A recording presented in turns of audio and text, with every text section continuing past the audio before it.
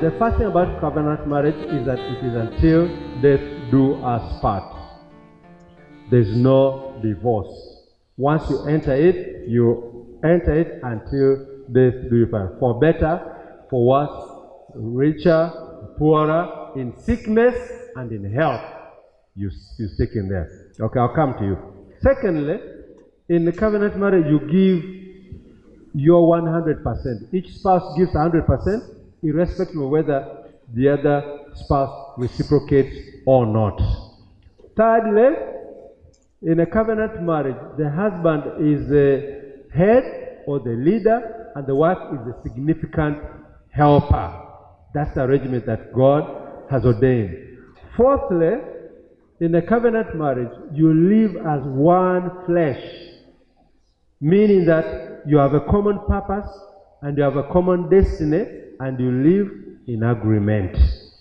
Fifthly, in a covenant marriage, the marriage covenant is complete with or without children, with or without money, with or without possessions, and all these extra things.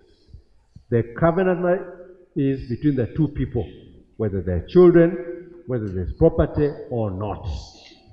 Sixthly, then in a covenant marriage, the husband leaves his father and mother. The wife also leaves her father and mother. And the two live together and become a new entity, autonomous entity under God, where they no longer report to the parents. They relate, yes, but they don't have to be ordered by the parents what to do or what not to do. They can listen to advice and so on, but they will determine between the two of them what they're going to do as far as their marriage and the direction that they take is concerned. Seventhly, in a covenant marriage, it allows for mistakes.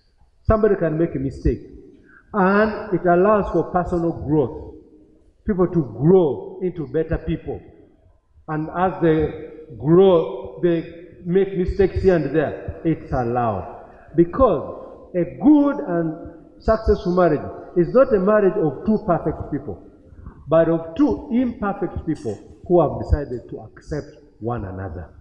That's what makes a good and wonderful marriage. Eighthly, in a covenant marriage, the spouses accept each other unconditionally. And after they've accepted each other, they accept each other with their strengths and weaknesses. Each one accepts the other one with their strengths and weaknesses, and they adapt to them. Okay? If you know you married a lazy husband, you adapt to having a lazy husband.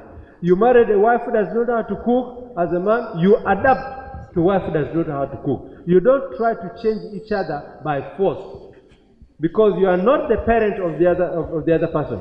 I've heard of men disciplining their wives.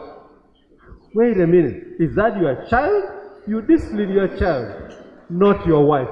Yeah, that clap. That is very serious. Yeah, very, very serious. This is your marriage partner, okay, in a covenant marriage. You don't discipline them. They are not your children. Then, in a covenant marriage, 9, you own everything in common.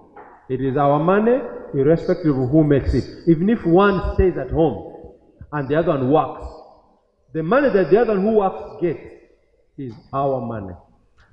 It's our money. And you budget for it together and all that, because it is your money jointly. You own your investment together, you own your land together, you own your cars together, and everything. And finally, in a covenant marriage, every spouse should be satisfied and contented with their spouse. Okay? Because when you choose to be contented, then you will be contented, because your emotions will always follow your decision. So, with that, we come to the end.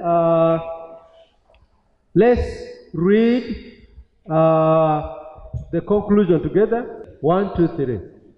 Even if marriage and family under great attack today, if we go back to the author of family and marriage and follow his principles on them, we will enjoy our families and marriages as was intended.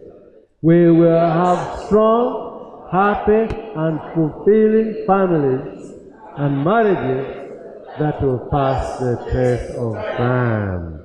Clap for yourselves. Yeah.